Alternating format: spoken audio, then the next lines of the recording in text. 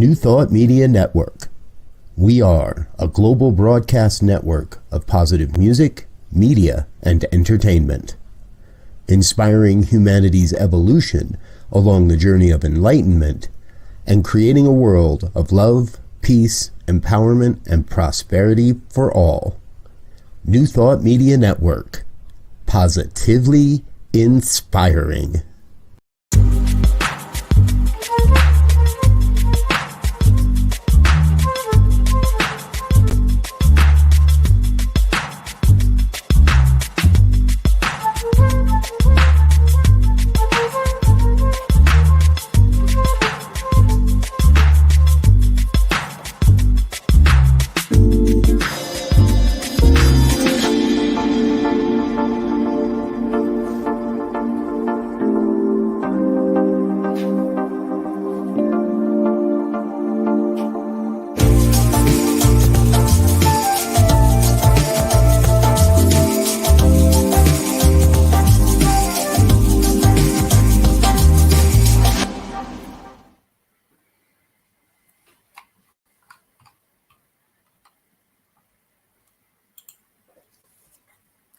Hi, and welcome to the Cosmic Prayer. It's so good to be here. I'm Laura, and of course, I'm broadcasting through this incredible ministry, this virtual ministry, New Thought Media Network.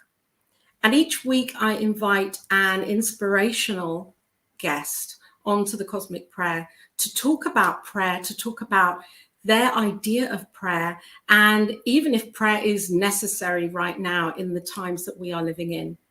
And this week, I'm just so overwhelmed with excitement because our guest, Dr. Gry Simmons, is here to talk about what really prayer is and if it even is vital, important for now. Dr. Gry is a renowned peacemaker, spiritual leader, and visionary.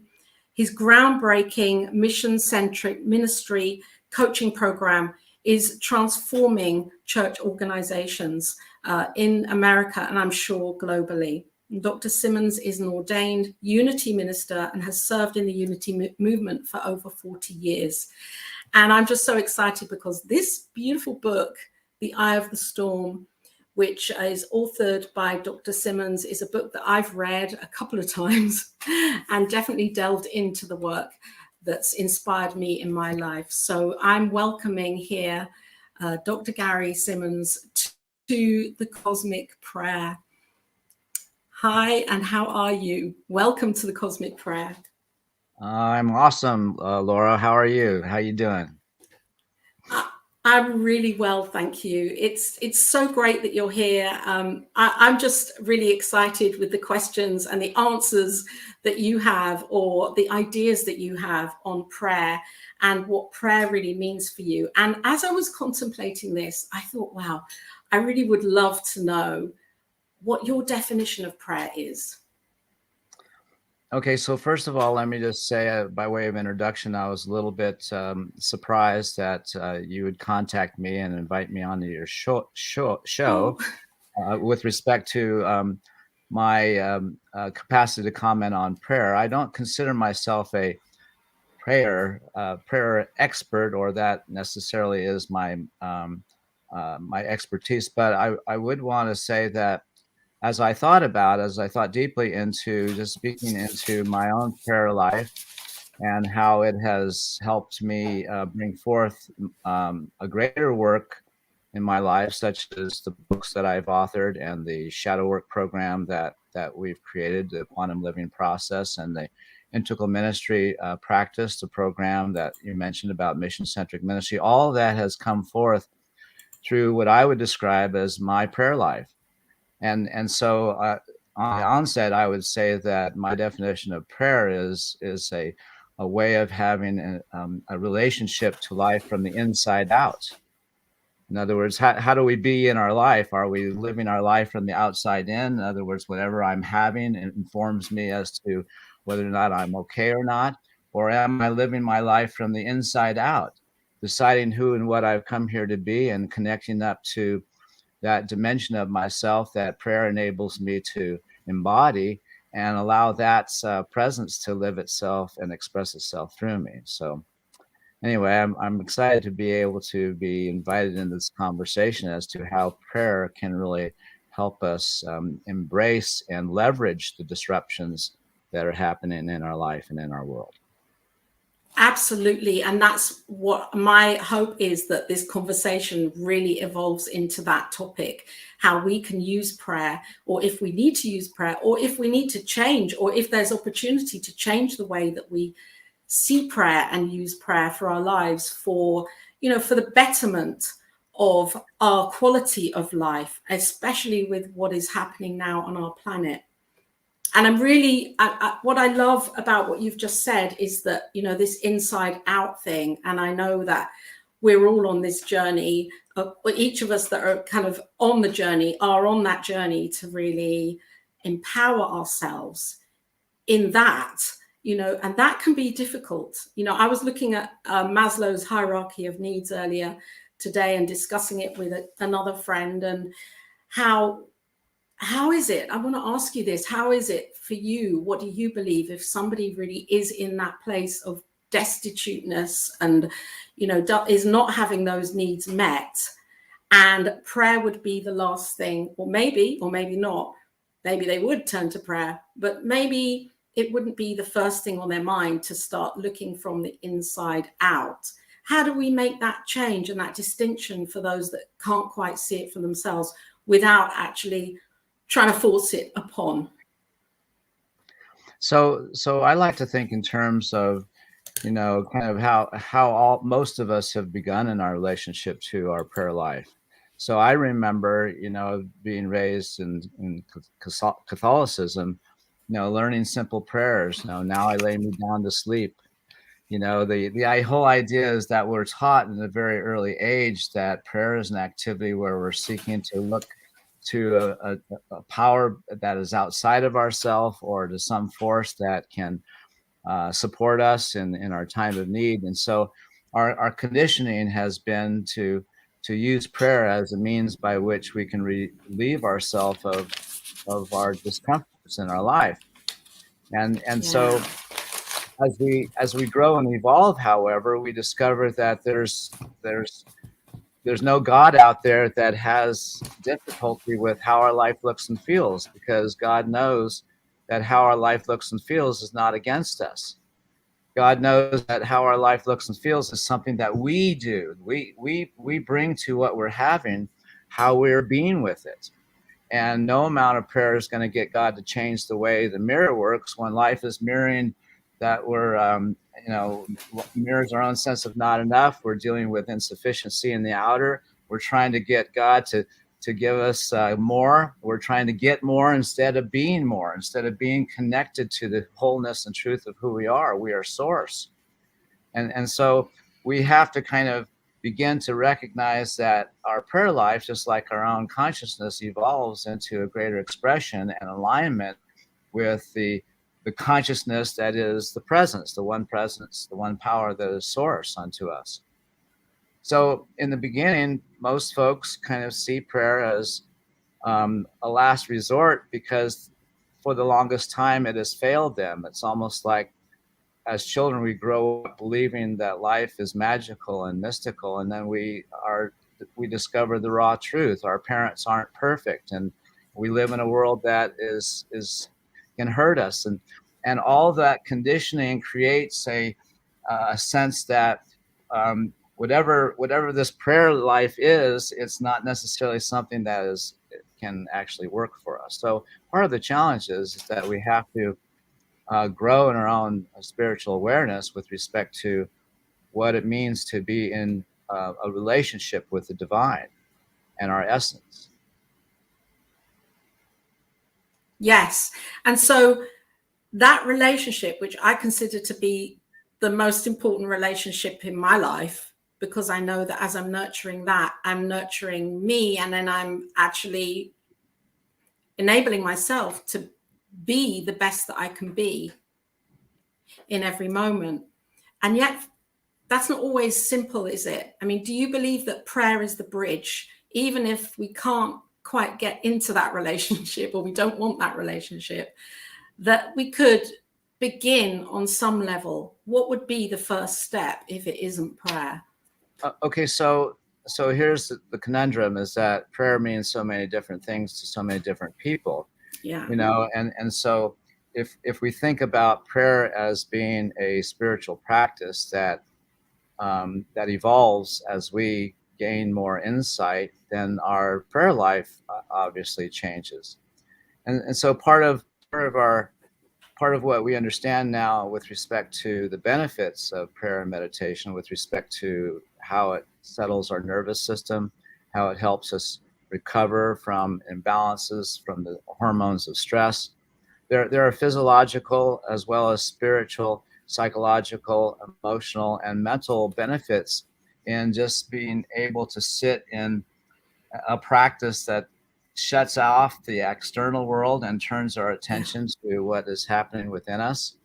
We have to, of course, kind of transcend the busyness of our intellect and begin to activate centers, spiritual centers within our physical self, so that we can turn on all of our capacities to really function as a whole person. And that means we must mitigate how we are engaged in our life and how we are affected by the stressors of our life.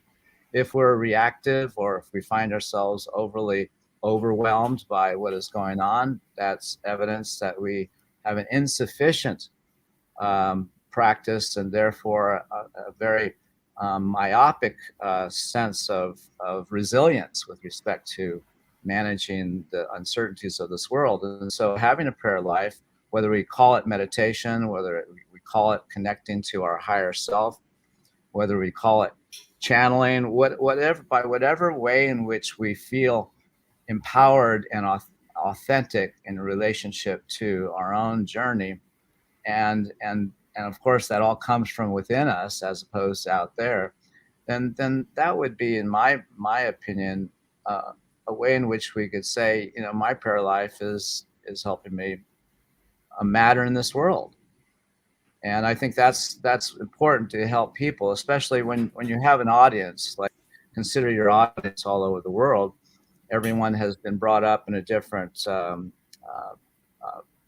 spiritual tradition, and prayer means so much in different ways. There's such a diversity of perspectives with respect to this.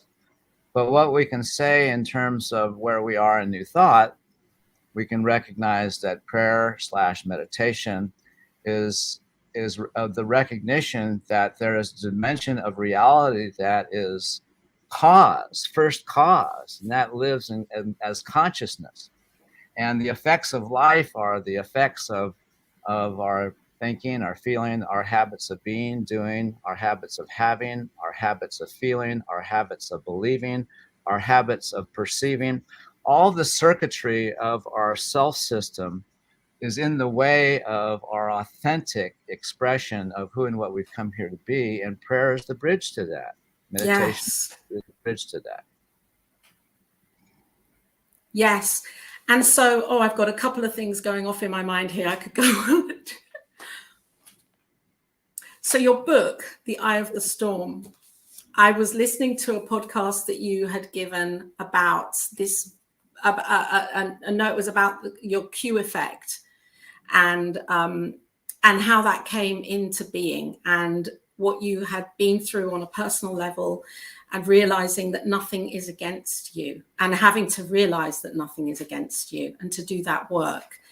And I believe that's how this has come about, as a further development of that, of how you share this with us, to get to that place where whatever is going on in our experience, that it is our inner experience that is determining what we're experiencing. And this is the piece for me where, for many people, and I'm including myself in this, taking responsibility is huge. Taking responsibility and not even subconsciously blaming the other or the experience or the situation. That's a huge piece of work for me anyway, and I'm sure for many people, to actually own up to all of it here and then. And I found that spiritual mind treatment can really assist me with that, because it allows me to really delve really deeply into that place, to see that I am so connected with everything, that I am one with it all, and it is one with me. Do you believe that spiritual mind treatment is a powerful and positive way for our future of spirituality, for the future of spirituality? So I would say that I'm not, I can't really comment on what the fullness of what you mean by spiritual mind treatment, but let me just say that it has to be more than just a mental activity. It has to be a whole body experience, our awakening, our transformation. Ken Wilber used to say, it's wake up, grow up, clean up, and show up. Those are the pillars of our spiritual journey. And so let me just say, you mentioned my book, and I write in my book that I was challenged by some Hindu astrologers to live my life as if nothing known is against me. Now, I was a unity minister at the time, and we believe in unity. There's one presence, one power, God the good. There's one life, there's God's life. That life is perfect. That life is my life right now. But then we have exceptions. And we live as if it's okay to have those exceptions. So here I am as a minister having all kinds of exceptions, my past wives, my board members, all of these people. But yet when I realize, what are those exceptions really? And those exceptions are really connected to those aspects of myself that are living in the disconnect. And so when I recognize that that's what's really going on, I'm experiencing what's happening out there is really a mirror unto my own sense of not enough, my inadequacy, my unworthiness, whatever. I stop trying to fix the mirror. I begin to look at how I am being with what's going on. But more importantly, I look at, how is it possible that I'm living as if I'm not enough, or I'm a disappointment?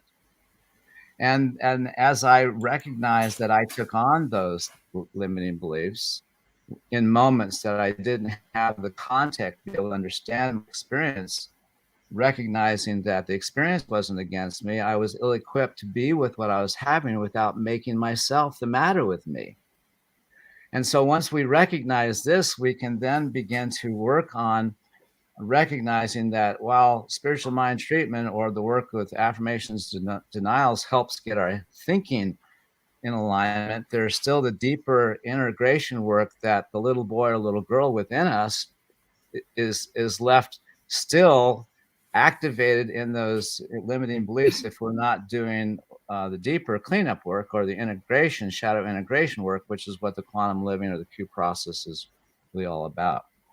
So in my opinion, that mind treatment is a helpful thing to kind of get us aware that, okay, the deeper work needs to happen. And so to amplify the benefit of mind treatment is to begin to then work with the heart and ask the heart to reveal an aspect of myself that is, little Gary is living in the belief that he is a disappointment or not enough. Okay. And so that's what's going on out here. When I react to someone's judgment or criticism, it's really touching little Gary. But when I react, I no longer have access to taking care of what little Gary is dealing with. I'm now in my story about what I'm having, and that begins to reinforce the patterns that my life is kind of entangled with. No mind treatment is going to fix that, in my opinion. I hear you, and I believe what you're saying is so vital and so important, because we talk about in New Thought and in Science of Mind, we talk about spiritual bypass, and we don't want to do that. And the way not to do that is to, maybe to get into a prayer life or to understand ourselves more deeply. And yet there's a deeper, from what I'm hearing and what I know of my own growing up and cleaning up, is that there is a lot of work to be done. A lot of work to be done. And that I think it takes courage and bravery to say, okay, I'm surrendering to this now, and I'm willing to embody this experience by going within my own heart, my own soul, and knowing that I can't just kind of pull the wool over my eyes anymore. It does take courage, doesn't it? It does. Yeah. So there's a lot of, so my expertise is in helping ministry evolve their organizational practice out of what I believe is the minister-centric model, which is problematic. It's in decline. 9 out of 10 churches are in decline these times, and so I would consider that, you know, my strong prayer life, meditation life couldn't do anything that really affected the well-being of my congregation. And I think that we're sort of stuck in believing that we can just use consciousness necessarily to kind of make it all okay. We actually have to evolve. And so what I'm suggesting is that there's a different way to use prayer. In the sense, if we use prayer to help ourselves evolve, we're not dealing with necessarily trying to fix the outer. We're trying to become more of who we have come here to be. And that transforms what we're having, because we have it unto ourselves as if it's our abundance. So here's a question that I pose to myself and to my audiences. How can you be with whatever you're having as if it's your abundance?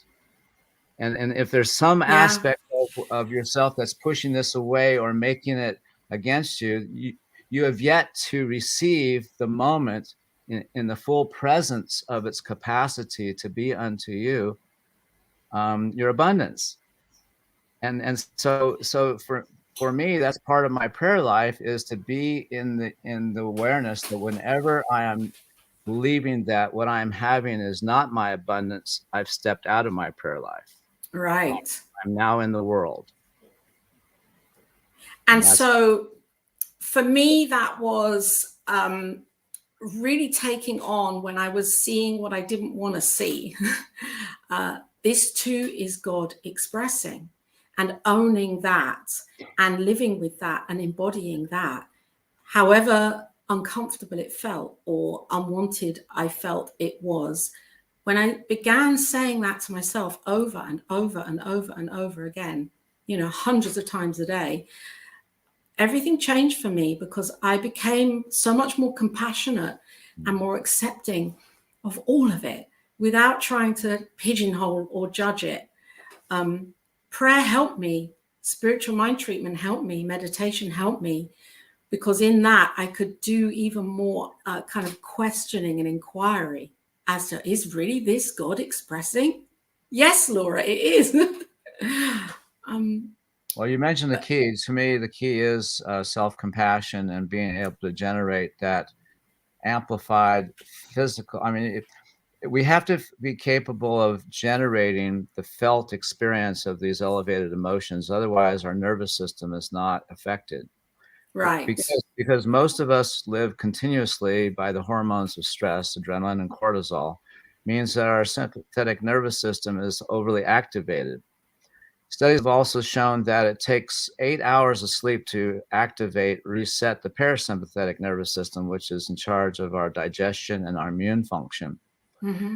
So if we don't have a spiritual practice that can switch off and turn on the right nervous system, the right nervous response, our biochemical internal state is not conducive for helping our mind-body process to kind of really internalize our experience in a healthy way.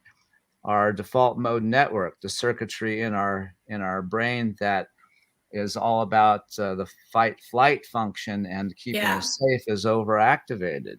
Right. And the stories that we make up based upon how we're experiencing our life then keeps us locked into those patterns. So all of that has to be interrupted. And so the things that it interrupted are spiritual mind treatment, heart-centered coherence, meditation, you know, the kinds of things that help us remember that our life is lived from the inside out, as I mentioned before. And your body of work and your passion and your life work is so interwoven with integral theory. Ken Wilber's work and what he brings, which I love. I love it. And this idea that we're in, the first tier and we're coming into the second tier, and maybe there's a 5th tier and a 10th tier, and who knows, because we are ever evolving and ever expanding. And what would it mean? What would prayer look like from an integral point of view? What does prayer look like from that perspective? Well, in my experience of my own prayer life, that I believe that has been responsible for my work to be successful and well embraced, lives in the sense that I'm actually creating things that, Gary cannot think this stuff up. It has to come from someplace, and it has to come through a channel. And so my prayer life has prepared me to have access to the field of infinite possibilities. And so I would say that second tier prayer life is the recognition that that we live in the field of infinite possibilities, and our attention and awareness collapses that infinite field into whatever we're having as our experience. And so our prayer life keeps the field present, ever present, without us collapsing it or reducing it to a single happenstance. Right. So as we're able to maintain the field, and as we deal with our life situations, our life situation wants us to collapse into its limited reality. But if we hold the field ever present, and we allow whatever we're having to be a part of the field of infinite possibilities, as opposed to filling the whole screen, we just see it as just one particle in the field, in the wave, as opposed to the whole. This is who I am. And we teach in the quantum living process how to release that experience, recognizing that out of all the ways in which you could make this moment mean, you made it mean this. And the only reason why you made it mean this way is because you collapsed that field based upon your own limiting thinking.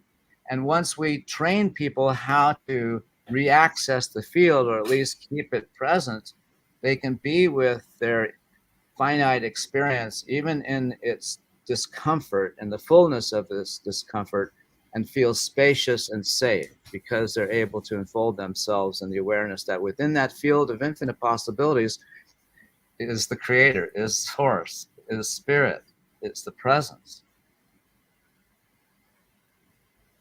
So having this urge to keep this openness and expansiveness, rather than collapsing the wave into a finite, limited possibility, that, for me, that just wipes visualization off the table. It's like, that's kind of like, I mean, I know it, but the way you've just explained it is really beautiful, because it's you saying prayer is this. It's not an opportunity to ask for something that's in a material, in a form. It's an opportunity to open up to the formless, and to let that be the best it can be, and show up as the best it can be in our lives, rather than determining it through prayer and putting that finite experience on it in prayer. Well, I think the biggest hurdle in using prayer in a way that is constructive is that we use it to try to deal with our discomfort. Yeah. But if we use prayer to help us evolve, we're not trying to get rid of our discomfort. We're trying to use our discomfort to help us grow in our awareness of all the things that it's connected to. Our discomfort is connected to something that's real, so we should pay attention to what it is, but not to source it outside of ourselves. When we are trained to source our discomfort as well as our well-being outside of ourselves, that's our conditioning. I call that the shadow effect. Mm-hmm. And when we recognize that whenever I look outside of myself for my well-being, approval, success, sense of more than enough, or whenever I source my discomfort, that person, this, I'm living basically in a disconnect. And if I try to use spiritual principles, as you mentioned, it's spiritual bypass possibly for me, but it's malpractice in the larger sense. To have somebody the matter with me, for me now, is malpractice. When someone judges me, I have to say, tell me more, because I know that there's no judgment that's about me. But I know that every judgment's for me if I'm able to be with that person and recognize that they're a partner in helping me see and grow and understand the truth of who I am. So Right. I can use any situation as if it's my abundance. Let me just tell you a story if we have time. Yeah, So, absolutely. my wife and I were trying to refinance our property. We recently retired from ministry, full-time ministry, as co-ministers of Unity Spiritual Center in Spokane. And so when we left the ministry, we left a full-time income, and then we're faced with managing our life situation, dealing with our limited means, because at the time, we can manage with the income, and now all of a sudden we are discovering that we're eating into our savings. And so right away we go to, we need to deal with this situation. Okay, and so what does the world say to do? Well, you can just get more. And how can you get more? Oh, your property is worth stuff, so let's refinance. Well, the long story short, it turns out that because we live in a tiny house in Washington State, it's considered a travel trailer as opposed to an actual house, even though it's permanently on the property, and it's a part of everything that we've done. So the door shut on us from ever being able to borrow money. And we put over $250,000 cash into this piece of property with solar, backup generators, water, electricity, all this stuff, but we can't get any of our money out of it. Okay, and so that's the conundrum. And no amount of prayer, nothing, God would say, sorry, I'm not going to unlock this one for you. You're going to have to get over needing to get more in order to deal with your sense of not enough. So that's the setup. That's what most of us are faced with. So it takes me a while to kind of recognize, I'm locked up in this pattern. So how can I use all of these no's from the banks, the loan companies, the credit unions, the appraisers? How can I use those no's as my abundance? So that's the challenge. So then I have to go to my heart and say, okay, reveal this to me. How is it I can use this as my abundance? And so always what comes to me when I ask that question is, use what you have. That's the answer to that prayer. Is if everything that you have is your abundance, then you have to use what you have if you're going to translate it into something that is for you. So in conversation that me and my wife, Reverend Dr. Jane, and I have around these matters, we said, well, what we have is our capacity to bring forth these principles, these teachings. And we just never saw ourselves necessarily letting ourselves be what we have that we can use to kind of really shore up our financial state. So once we made this shift, all of a sudden the flow started opening up. And what happens when the flow happens, you get more than enough. And you didn't have to do anything to get it. You just had to be more. You just have to be more and use what you have. And so this is how it works. This is how prayer, in my mind, in second tier works, is that you don't use it to fix what your discomfort is. You use it to be who you've come here to be. Yeah. Thank you so much for sharing that story. Well, it's not a story or that happening, because I think for those that are listening, it will, and for me as well, it's an indication that we're trained from very young to believe that we're not enough, and to believe that to fill that gap of not enough, that seeming gap, that we can find it outside of ourselves, and that can fill us up. And then we're enough, and suddenly we're accepted and we accept ourselves. And from what I'm hearing, you're saying, well, just find that acceptance right now in our hearts. Find it right now. And the prayer is that. The prayer is that, to accept all of it, so that we're not desperately running around inside our heads and inside our hearts trying to find these different ways to navigate this amazing life when it's already here right now. Right. And so you mentioned ownership. We have to own our life. And that means that we have to own it all, even what we don't like about our life, because that's where the power is. And when we're pushing some aspect of our experience away, we're pushing away our capacity to use what we're having as a transformative portal. So part of the challenge in our ministry practice, both in Unity and CSL, is that we have yet to bring on the value of ownership, owning one's life, owning one's shadow. And this requires a higher level of emotional and spiritual maturity to help a congregation value the effort to kind of shift into a willingness to own it all. Right now, Wilber makes a distinction between translational and transformational teachings. Translational teachings are teachings that help you feel better about things. Like, it kind of improves the dream, where transformational teachings pushes you into your discomfort so you discover what it's connected to, so that you can do the deeper integration work. Yeah. I think for too long, New Thought, Unity included, has been translational in its approach. You don't have enough, get more. Okay, here's some prosperity teachings. Tie it to where you're spiritually fed, you'll get an increase, and see, you got more. Well, yeah, that might be true, but if you have a deeper sense of not enough, that increase will be less than in no time. And I've proven that to myself over and over and over again. So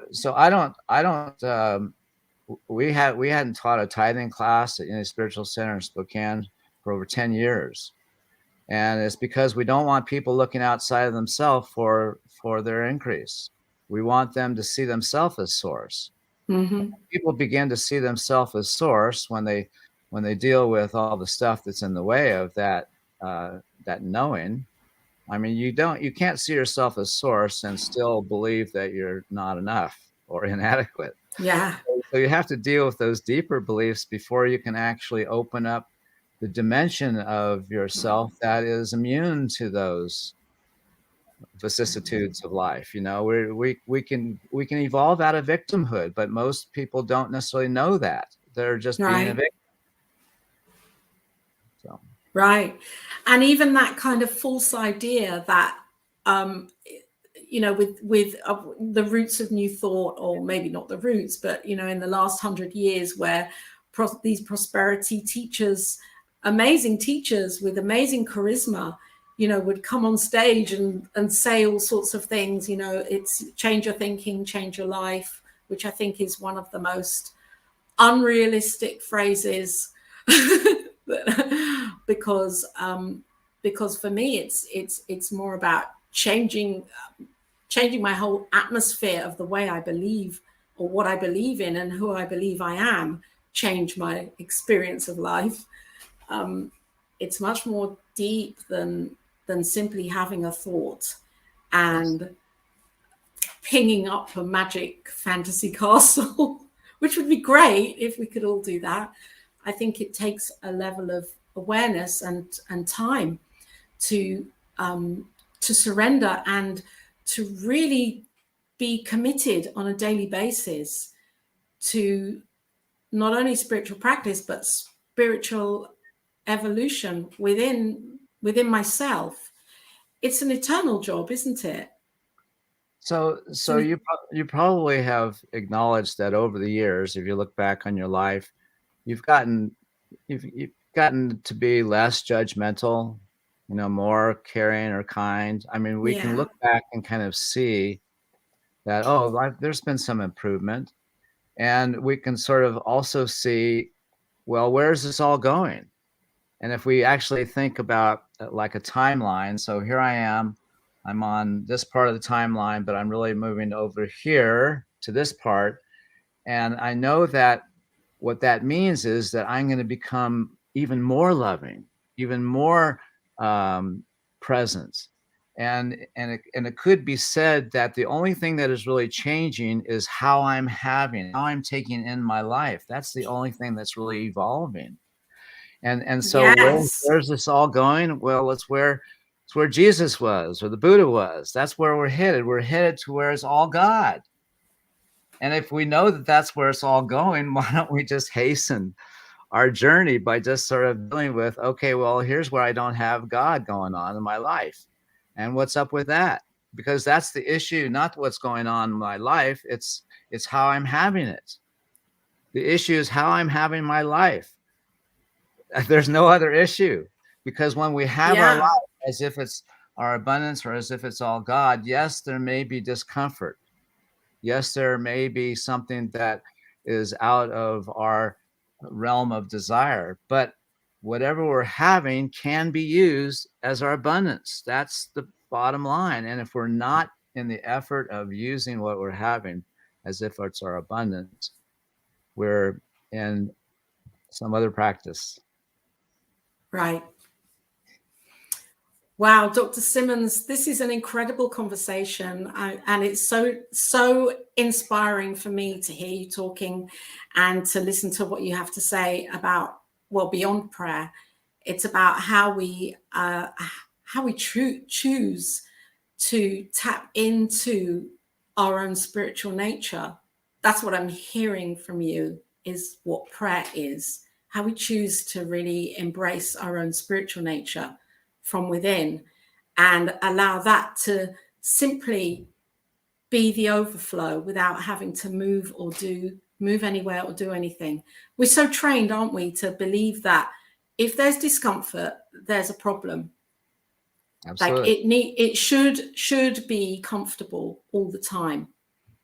And that's not my experience. In the discomfort, I learn, if I'm surrendering to it, I can learn so much about myself. That isn't always pretty. We have in the quantum living process a 21-day exercise that we invite people to do every day. They consider how they've been with whatever they've had, and if there's a place in their life where they've had a moment of discomfort, to begin to journal about that and discover what that discomfort is connected to. And what we tell people is that if you do this every day for 21 days, all of a sudden your brain will start thinking differently about how you're having your life. And what they've done actually with astronauts, they've given them concave glasses to wear, and they did an experiment because in outer space, you don't know if what's up and what's down. They discovered that after 21 days of wearing these concave glasses, their brain would flip the image and they would see everything upside down. Wow. Well, they discovered that if they didn't wear the glasses the whole 21 days, if they took them off at 19 and then put them back on, it would have to go another 21 days before the brain would flip the image. So there's a science associated with, if you do a practice for, let's say, 21 days, your brain will develop brain maps that will begin to regulate how you're thinking. And so this is what happens in the process is that when you spend 21 days reflecting on your life and your reactivity and what that's connected to, all of a sudden, while you're still in your life, you're still having the same bombardment of issues, all of a sudden you retrained yourself to see those as not against you. It's just information, data points that's showing you what's still inside that still needs your attention and love. And there's always going to be something, isn't there? Well, there's always going to be something, but what happens is that you discover all of a sudden, oh, I'm not bothered by that anymore. Right. It's like, oh wow, I used to bother me a lot. It just doesn't anymore. Yeah. This whole thing with masks and the vaccines, I went through without any kind of reactivity or judgment, because it's just like it never rose to a place where my reactivity kind of wanted to use that to kind of make some kind of case as to what's going on. Right. So, as a kind of final piece here, because you've shared so much, and I want to thank you for being here and being so present and so giving with your conversation. For the way forwards, I mean, I know your work is about ministry and how ministry can evolve in a really powerful and productive way, especially going into, the 2020s. How do you see us as, I'd say, how do you see teachers and leaders and prayer practitioners and ministers? How do you see an evolution in the way that we can be with people and use prayer in a way that can bring people in, those that may not even be interested in using prayer for their daily lives? Because that's where I see there's a kind of gap. So I have a kind of a narrow scope. I'm not trying to transform the entire world. My arena is the New Thought community, ministers and practitioners, licensing teachers, and congregants. And so in my over 40 years of work and my involvement as Director of Peacemaking Services, Vice President of Integral Operations, I've created lots of programs that have been an attempt to help evolve and to help our ministries and spiritual leaders deal with what's going on. And I've abandoned all of those things because none of that has worked. But what I've since created is now working. And so the things that I want to support and guide New Thought ministry leaders into experiencing is, number one, the quantum living process. My wife and I are going to be conducting a ministers only program for New Thought ministry leaders on the quantum living process in January. And so you can go on our... There's the website here. Yeah. And in addition to that, we've created a year-long certificate program for New Thought ministry leaders. These are ministers, board, council members, or lay leaders. Anybody can take this course that'll be offered through the Unity Worldwide Spiritual Institute, a year-long program that will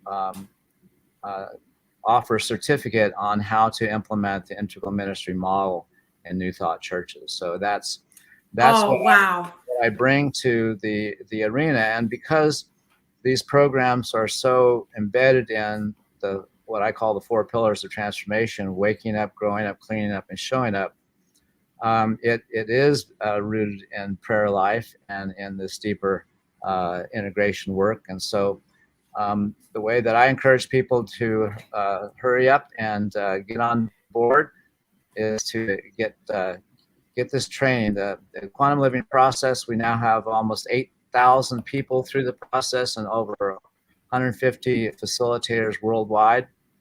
And it's a part of the New Thought and movement now in many churches. So that's where I would recommend your audience to check into that. Oh, that I'm going to check it out. I mean, I was looking on your website and I was looking through and seeing, I've actually got your website up here so I can just add it in for a moment.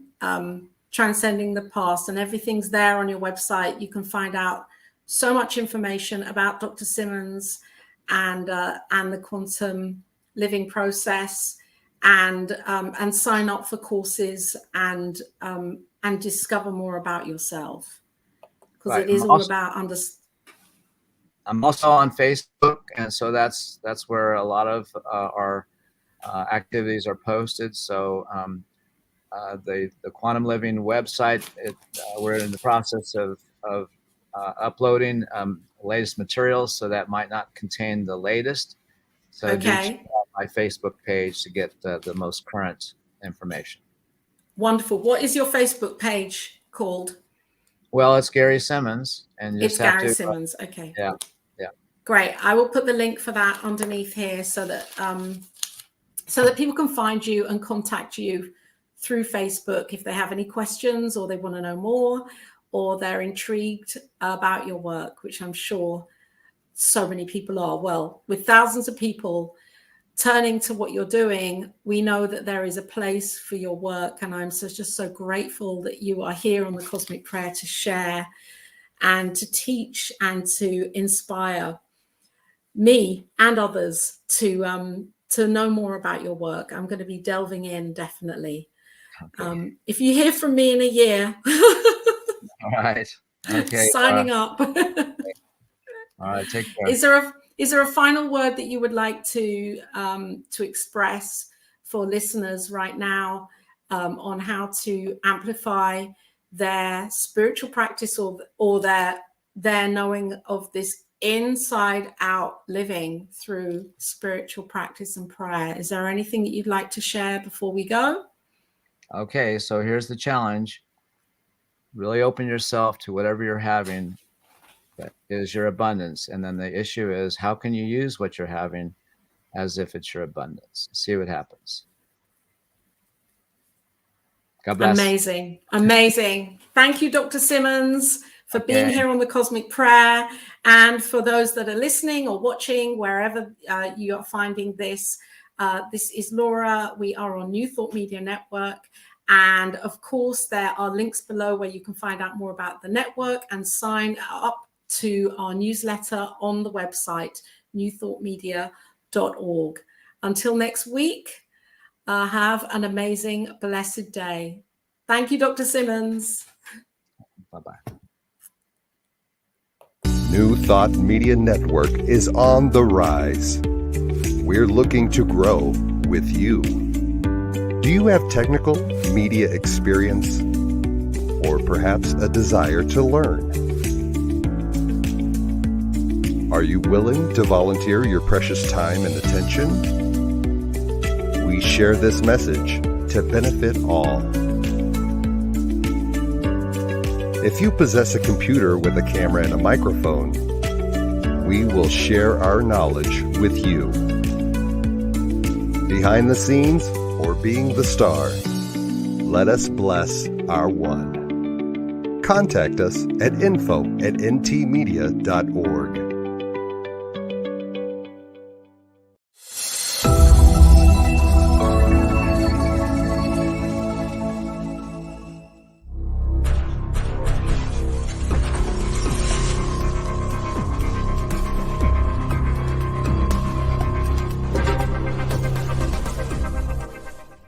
New Thought Media Network. We are a global broadcast network of positive music, media, and entertainment, inspiring humanity's evolution along the journey of enlightenment and creating a world of love, peace, empowerment, and prosperity for all. New Thought Media Network. Positively inspired.